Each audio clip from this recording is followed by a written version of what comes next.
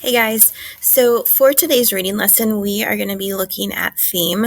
And theme is one that's really hard because the author doesn't come out and give you the answer and tell you what the theme is.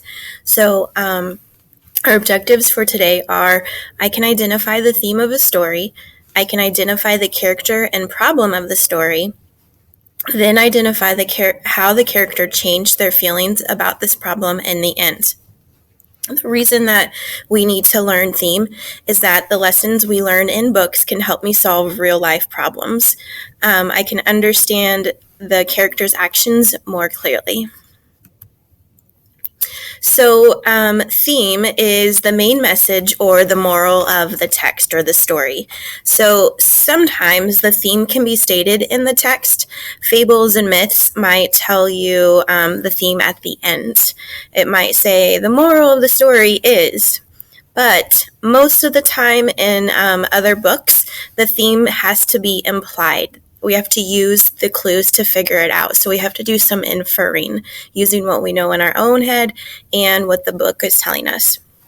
So when we're looking to figure out the theme, we have to look at what happened to the characters.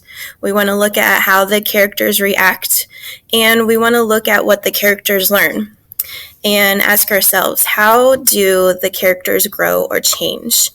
When we look at all of those pieces, then we're going to be able to ask ourselves, what is it that the author is trying to teach me? So some examples of theme are be kind to others. Friends are important. Don't give up. I also have on the right side some list of some common themes. Now, these aren't all of the themes that will ever be present in a book, just some of them. So things like acceptance, compassion, cooperation, courage, friendship, honesty, kindness, perseverance, and responsibility. Those are all some pretty common themes that you might see as you are reading different texts. So, again, the theme is the central message. It's what the author wants you to learn or know. It's usually a broad idea about life. So as we're reading this, we're not going to be reading the Judy Moody book and realize that we shouldn't be upset because we had a bad picture day. You might never be in that situation where you have a bad picture day, but you could be in a situation where you're in a bad mood and you have to do the things, do something to help you get out of that bad mood. We can look at what Judy Moody did to try to help us. Like I said before, the theme is usually not stated. It must be inferred, meaning we have to use our brain and what we see in the text.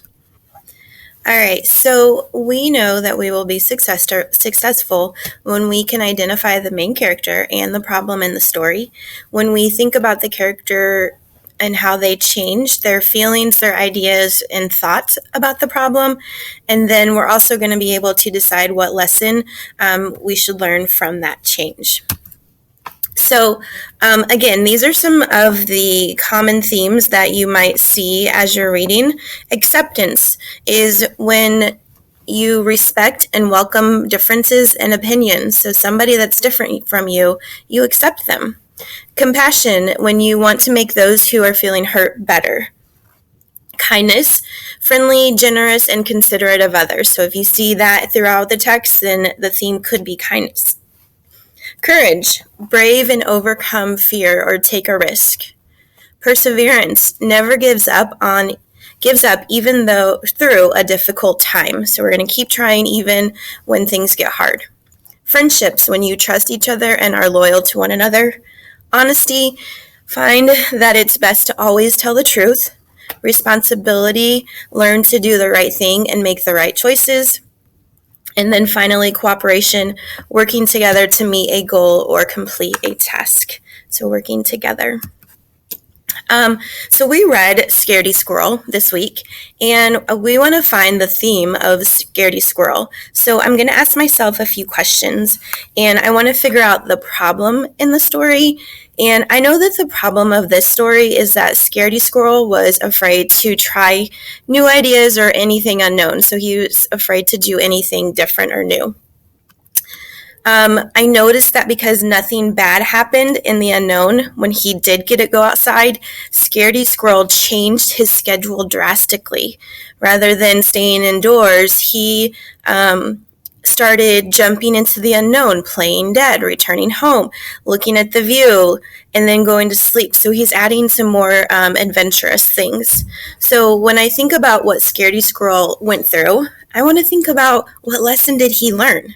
So I think the lesson that he learned is not to be afraid of trying new things, and that new ideas can be exciting. So I'm going to do in the next videos some in the next slides some videos that we can find the theme of, and you're just going to click and go to the next video to watch this one and the lesson.